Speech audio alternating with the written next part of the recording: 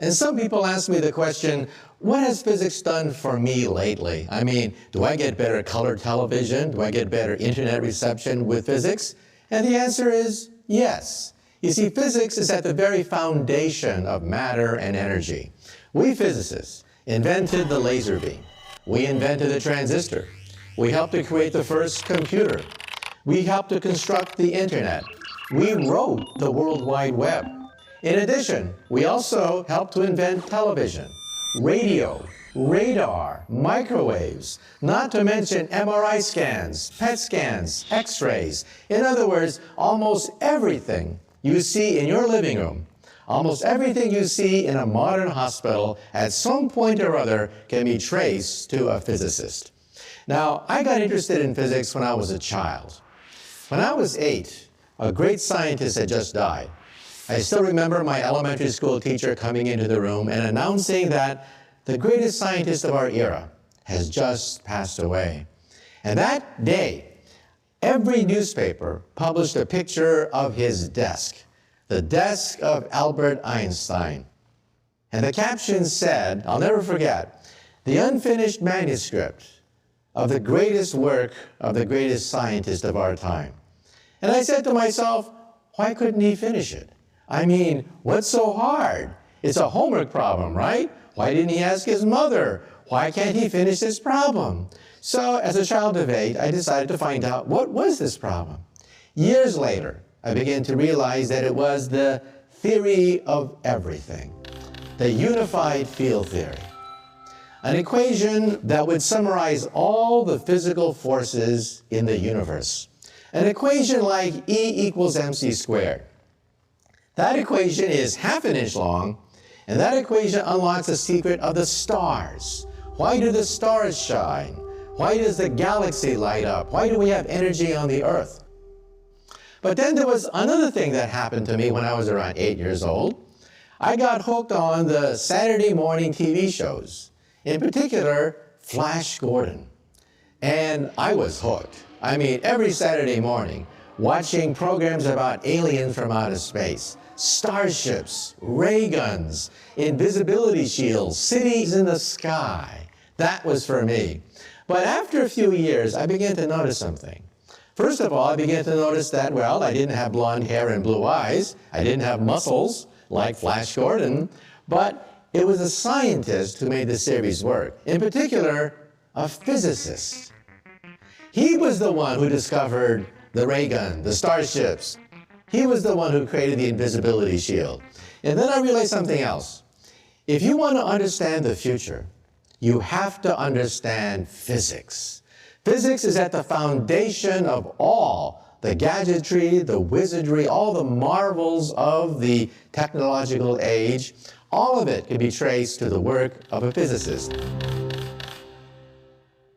Most of science fiction is, in fact, well within the laws of physics, but possible within maybe 100 years.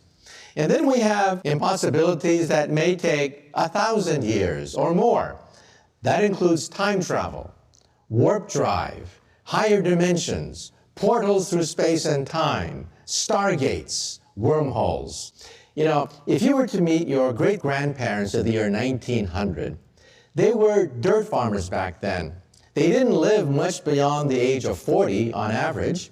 Long-distance communication in the year 1900 was yelling at your neighbor.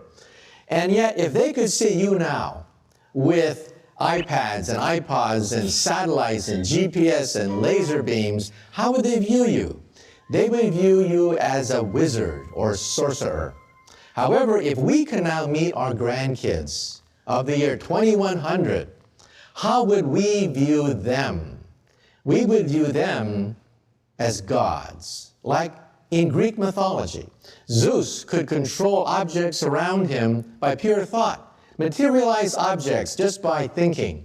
And their perks being a Greek god, Venus had a perfect body, a timeless body. And we are beginning now to unravel the genetics at the molecular level of the aging process.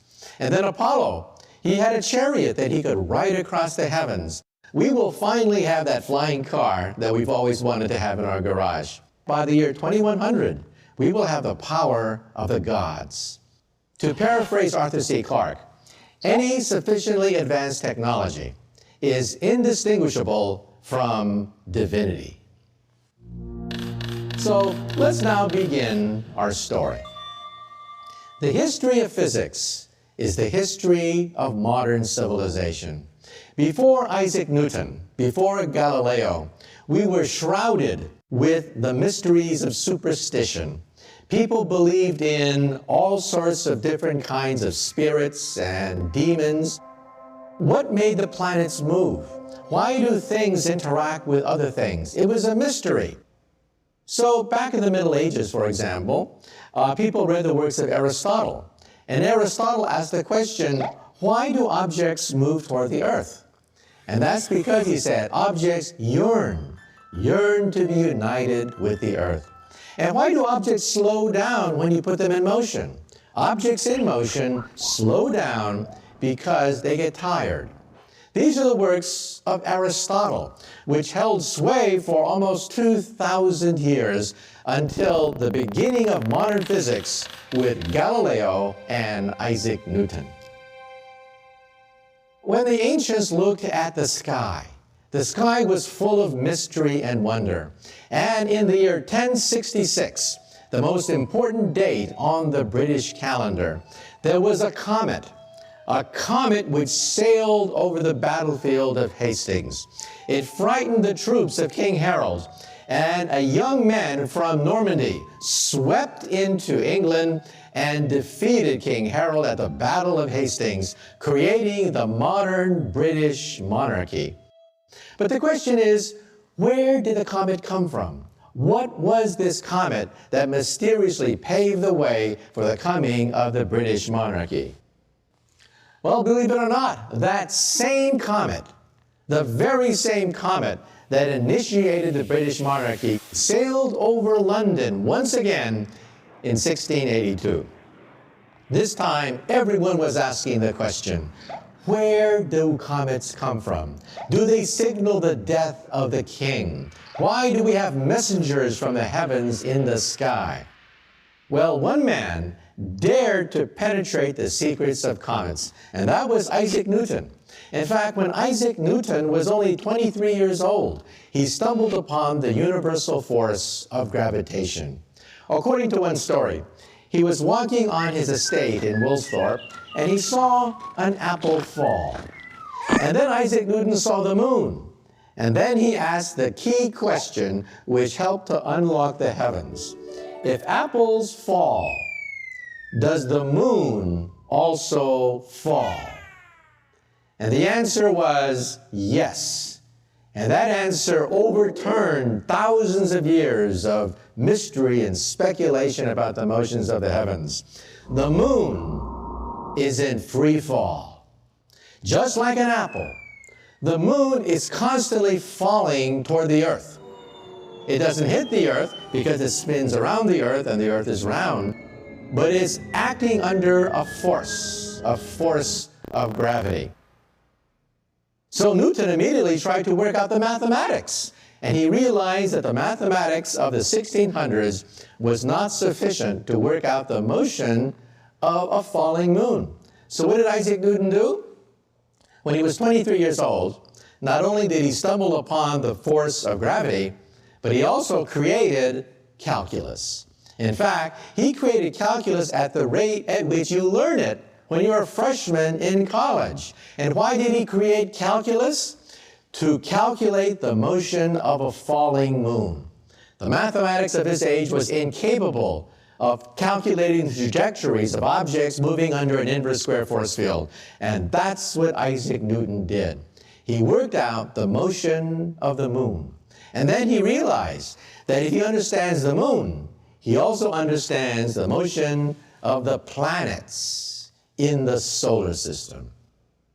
And Isaac Newton invented a new telescope.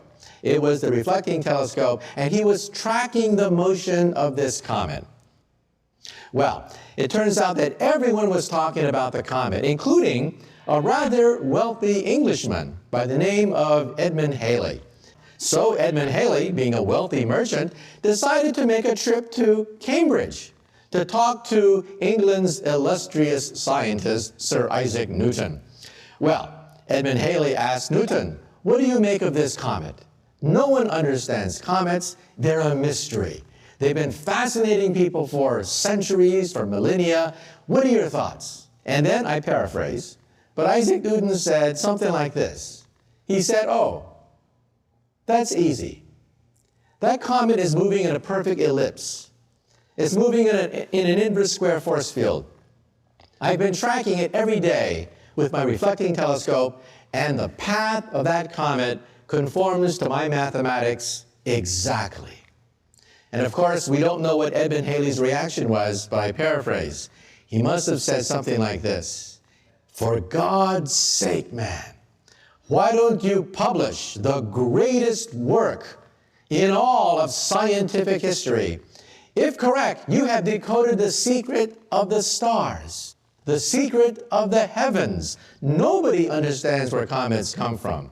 And then Newton responded and said, "Oh, well, it costs too much. I mean, I'm not a wealthy man. It would cost too much to summarize this calculus that I've invented and to work out all the motion of the stars." And then Halley must have said this: "Mr. Newton, I am a wealthy man. I have made my fortune in commerce. I will pay for the publication of the greatest scientific work in any language." And it was Principia, the principles, the mathematical principles that guide the heavens. Believe it or not, this is perhaps one of the most important works ever written by a human being in the 100,000 years since we evolved from Africa. Realize that this book sets into motion a physics of the universe. Forces that control the motion of the planets. Forces which can be calculated. Forces which govern the motion of cannonballs, rockets, pebbles. Everything that moves according to the laws of motion and the calculus of Sir Isaac Newton. In fact, even today, when we launch our space probes, we don't use Einstein's equations. They only apply when you get near the speed of light or near a black hole. We use Newton's laws of gravity. They are so precise that when we shoot a space probe right past the rings of Saturn, we use exactly the same equations that Isaac Newton unraveled in the 1600s. That's why we've been able to unravel the secrets of the solar system, complements of the laws of motion of Isaac Newton. So what Newton did was not only did he set into motion the ability to calculate planets, he also set into motion a mechanics. Machines now operated upon well-defined laws. Newton's 3 laws of motion. The first law of motion says that objects in motion stay in motion forever unless acted on by an outside force. You see that in an ice skating rink. You shoot a puck and it goes all the way down forever unless acted on by an outside force. That's different from Aristotle's law of motion. Aristotle said objects in motion eventually stop because they get tired. The second law of motion says force is mass times acceleration, and that equation made possible the Industrial Revolution. Steam engines, locomotives, factories, machines, all of it due to the mechanics set into motion by Isaac Newton's second law of motion, force is equal to mass times acceleration. And then Newton had a third law of motion. For every action, there's an equal and opposite reaction. That's the law of rockets. That's why we have rockets that can sail into outer space. So the lesson here is, when scientists unravel the first force of the universe, gravity, that set into motion the Industrial Revolution. A revolution which toppled the kings and queens of Europe, which displaced feudalism, ushering in the modern age, all because a 23-year-old gentleman looked up and asked the question, does the moon also fall? You know, when I was a kid growing up in California, I would see pictures of the Empire State Building. And I said to myself, how could they possibly build such a big building and not know that it's going to fall? Why doesn't it fall? They didn't build scale models of the thing. You couldn't have an Empire State Building that big to test whether it's going to fall or not. How did they know ahead of time that that building wouldn't fall? And the answer is Newton's laws of motion. In fact, today I teach Newton's laws of motion, and you can actually calculate the forces on every single brick of the Empire State Building. Using Newton's second law of motion, force is mass times acceleration. When Newton unraveled the force of gravity, that was the first force. Now let's take a look at the second force, an even greater force, which has touched all of our lives, and that is the electromagnetic force. Ever since humans saw lightning bolts light up the sky, ever since they were terrified by the sound of thunder, they've been asking, do the gods propel lightning bolts and create thunder? Are they angry at us? Scientists began to realize that the lightning bolts and the thunder can be duplicated on the Earth, that we can actually create mini lightning bolts using electricity. But it wasn't until the 1800s that finally we began to unlock the second great force which rules the universe, the electromagnetic force. Michael Faraday would give Christmas lectures in London, fascinating everyone from adults to children. And he would demonstrate the incredible properties of electricity. Some people, for example, ask a simple question. If you're in a car or an airplane, you get hit by a lightning bolt, why don't you all get electrocuted? Why don't you all die? Well, Faraday answered the question. He would create a cage. He would walk into the steel cage, electrify it, and he wouldn't get electrocuted at all. That's called the Faraday cage. And every time you walk into a metal structure, you get shielded by this metal object. Well, what Michael Faraday did was he helped to unleash the second great revolution with something called Faraday's law. A moving wire in a magnetic field has its electrons pushed, creating an electrical current. That simple idea unleashed the electric revolution. And that's why we have hydroelectric generators, dams that can produce enormous amounts of power. That's why people build nuclear power plants. That's why we have electricity in this room right now. On a very small scale, you use that in your bicycle. When you put a bicycle lamp on your bicycle, the turning of the wheel spins a magnet. The magnet then pushes electrons in a wire, and that's why electricity lights up in your bicycle lamp. So in other words, electricity and magnetism were unified into a single force. We once thought that electricity and magnetism were separate. Now we know they are, in fact, the same force. So if a moving magnet can create an electric field, this means that a moving electric field can create a magnetic field. But if they can create each other, why can't they oscillate and create a wave? So that moving electric fields create magnetic fields, create electric fields, create magnetic fields, infinitum, to create a wave. Well, around the time of the American Civil War, a mathematical physicist, James Clerk Maxwell, calculated, using the work of Faraday, the velocity of this wave. In one of the greatest breakthroughs of all time, James Clerk Maxwell calculated the velocity of this wave and found out it was the velocity of light. And then he made this incredible discovery. This is light. That's what light is. It doesn't by accident travel at the speed of electricity. It is light itself. And the equations were written down by James Clerk Maxwell. Unfortunately, Michael Faraday himself did not have a formal education. He could not put into mathematical form his own work. James Clerk Maxwell was a theoretical physicist, just like myself.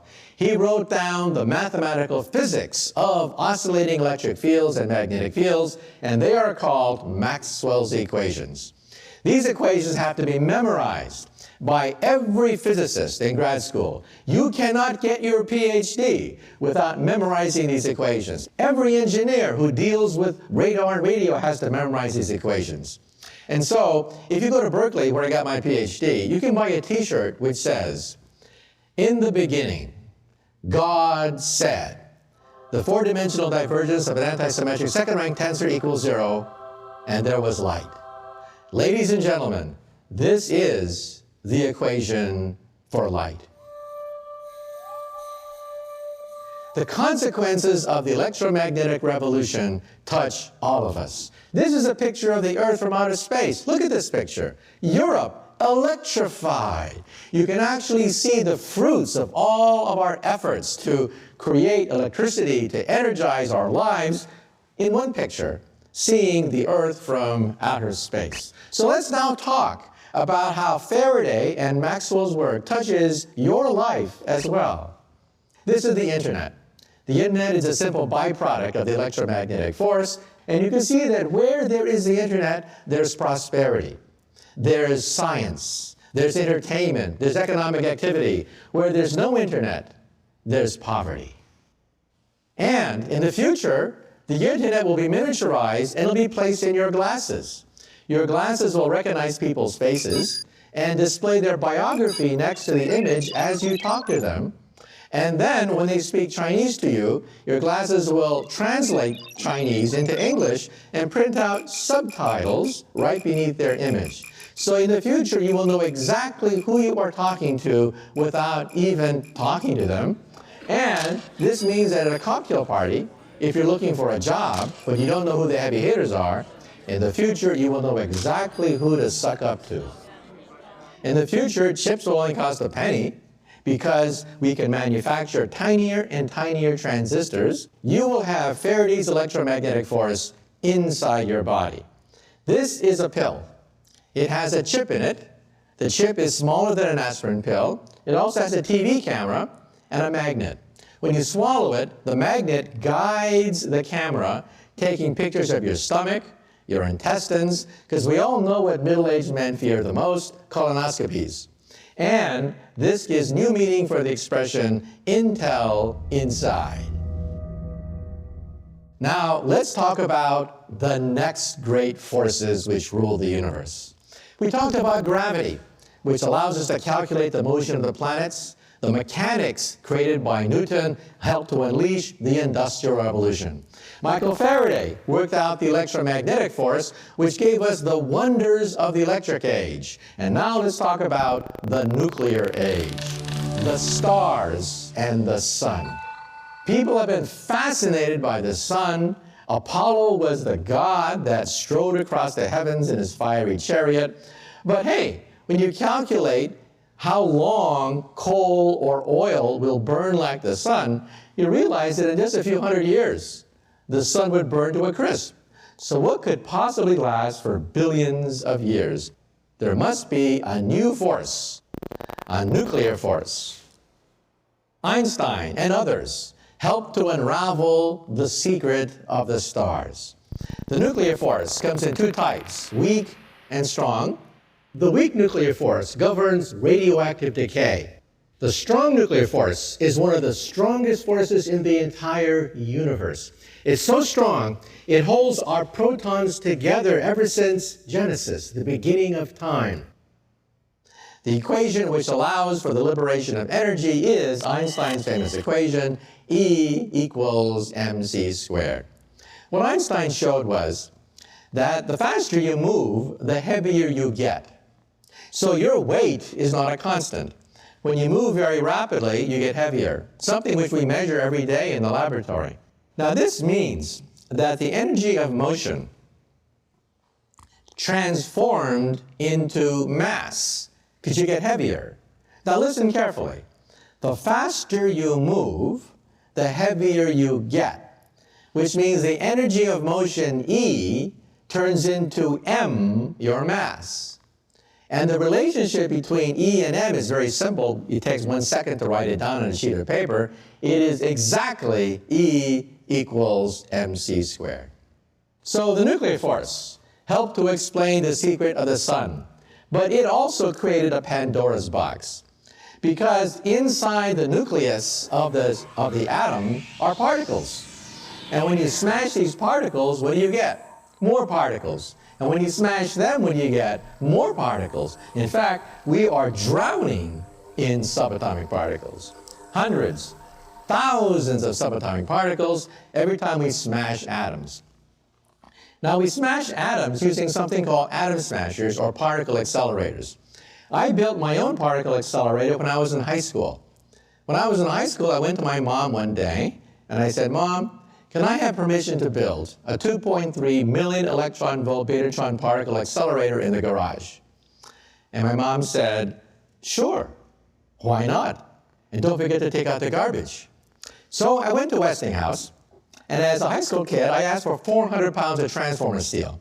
I asked for 22 miles of copper wire, because I wanted to create a 6 kilowatt, 10,000 Gauss magnetic field to energize my atom smasher. With 22 miles of copper wire, how could you wind it? We did it on the high school football field. I put 22 miles of copper wire on the goalpost, gave it to my mother. She ran to the 50-yard line, unraveling the spool of wire. She gave it to my father, who then ran to the goalpost, and we wound 22 miles of copper wire on the high school football field. Well, finally, my atom smasher was ready. It consumed 6 kilowatts of power. That's every single ounce of power that my house could deliver. I plugged my ears, I closed my eyes, I turned on the power, and I heard this huge crackling sound as 6 kilowatts of power surged through my capacitor bank. And then I heard a pop, pop, pop sound as I blew out every single circuit breaker in the house.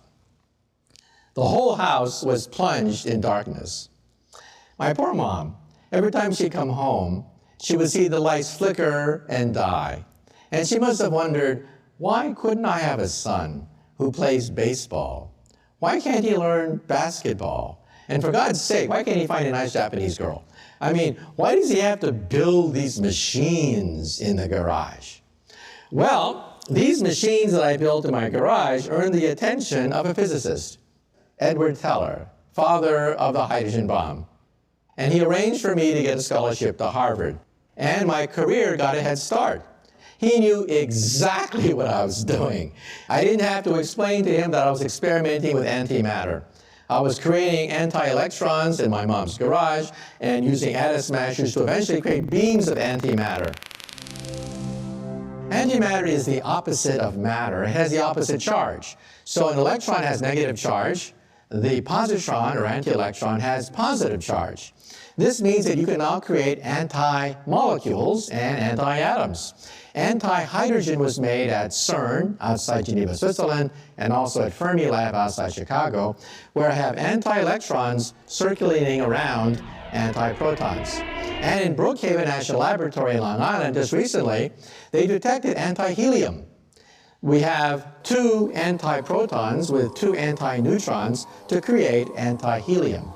For every piece of matter, there's a counterpart which is made out of antimatter. And when the two collide, by the way, it releases the greatest energy source in the universe. It is 100% conversion of matter to energy by Einstein's equations, E equals mc squared. Inside the nucleus of the atom, we have particles upon particles when you smash them apart. In the 1950s, we were drowning in subatomic particles. In fact, J. Robert Oppenheimer, the father of the atomic bomb, once made a statement. He declared that the Nobel Prize in physics should go to the physicist who does not discover a new particle this year. That's how many particles were being discovered. So let's talk about the particle zoo. Right now, we physicists have unlocked hundreds, thousands of subatomic particles, and we've been able to piece them together into a jigsaw puzzle. It's called the Standard Model. It has 36 quarks, 19 free parameters, 3 generations of quarks, no rhyme, no reason, but this is the most fundamental basis of reality that we physicists have been able to construct. Billions of dollars, 20 Nobel Prizes have gone into the creation of the Standard Model, and it is the ugliest theory known to science, but it works. There's one piece missing, and that one piece that's missing is called the Higgs boson. We expect to find it. We want to create a higher version of this theory. And that theory, we think, is string theory. String theory is based on the simple idea that all the four forces of the universe, gravity, the electromagnetic force, and the two nuclear forces, can be viewed as music. Music of tiny little rubber bands. So if I had a super microscope and I could look right into the heart of an electron, what would I see? I would see a vibrating rubber band. And if I twang it, it turns into a neutrino. I twang it again, it turns into a quark. I twang it again, it turns into a Yang-Mills particle. In fact, if I twang it enough times, I get thousands of subatomic particles that have been cataloged patiently by physicists. String theory, we think, is a theory of everything. Now, string theory, in turn, can be summarized in an equation about an inch long. That's my equation. This is called string field theory. And how will we test it? We are building a machine, the biggest machine of science ever built in the history of the human race, outside Geneva, Switzerland. It is the Large Hadron Collider. So the Higgs boson, we think, will be created by the Large Hadron Collider. A tube 17 miles in circumference with two beams of protons circulating in opposite directions, then slamming together, creating a shower of particles. And among these particles, we hope to find the Higgs boson. But not only that, we hope to find particles even beyond the Higgs boson. The next set of particles beyond the Higgs boson are sparticles. The next layer of the jigsaw puzzle are called sparticles, superparticles, nothing but higher vibrations, higher musical notes of a vibrating string. And what else can we do? We can also unlock the secrets of the Big Bang. You see, Einstein's equations break down at the instant of the Big Bang and the center of a black hole. The two most interesting places in the universe are beyond our reach using Einstein's equations. We need a higher theory, and that's where string theory comes in. String theory takes you before the Big Bang, before Genesis itself. And what does string theory say? It says that there is a multiverse of universes. Where did the Big Bang come from? Well, Einstein's equations give us this compelling picture that we are like insects on a soap bubble, a gigantic soap bubble which is expanding, and we are trapped like flies on flypaper. We can't escape the soap bubble, and that's called the Big Bang theory. String theory says there should be other bubbles out there in a multiverse of bubbles. When two universes collide, it can form another universe. When a universe splits in half, it can create two universes, and that, we think, is the Big Bang. The Big Bang is caused either by the collision of universes or by the fissioning of universes. If there are other dimensions, if there are other universes, can we go between universes? Well, that, of course, is very hard. However, Alice in Wonderland gives us a possibility that maybe one day we might create a wormhole between universes. This is a wormhole. Think of taking a sheet of paper and putting two dots on it. The shortest distance between 2 points is a straight line. But if I can fold that sheet of paper, then perhaps I can create a shortcut through space and time, called a wormhole. This is a genuine solution of Einstein's equations. We can actually see this in string theory. The question is, how practical is it to go through one of these things?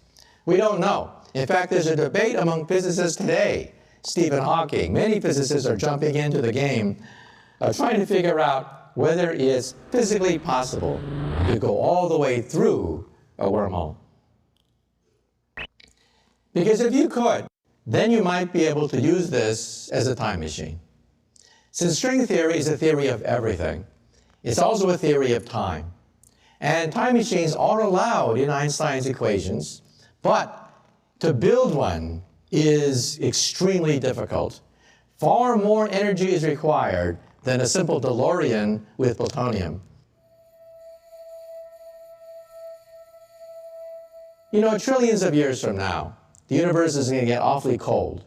We think the universe is headed for a big freeze. All the stars will blink out. Stars will cease to twinkle. The universe will be so big, it'll be very cold. At that point, all intelligent life in the universe must die. The laws of physics are a death warrant to all intelligent life. There's only one way to escape the death of the universe, and that is leave the universe. We are now, of course, entering the realm of science fiction, but at least we now have equations, the equations of string theory, which will allow us to calculate if it is possible to go through a wormhole, to go to another universe where it's warmer, and perhaps we can start all over again.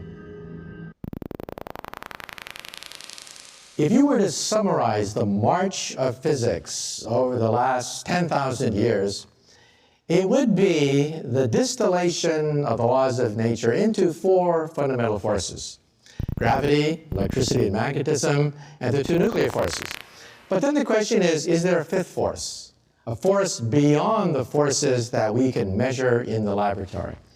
And believe it or not, there are physicists who've actually looked very carefully for a fifth force. Some people think maybe it's psychic phenomena, maybe it's telepathy, maybe it's something called psi power, maybe it's the power of the mind, maybe consciousness. Well, I'm a physicist. We believe in testing theories to make sure that they are falsifiable and reproducible. We want to make sure that on demand, your theory works every single time without exception. And if your theory fails one time, it's wrong. In other words, Einstein's theory has to work every single time without exception. One time, Einstein's theory is proven to be wrong, the whole theory is wrong.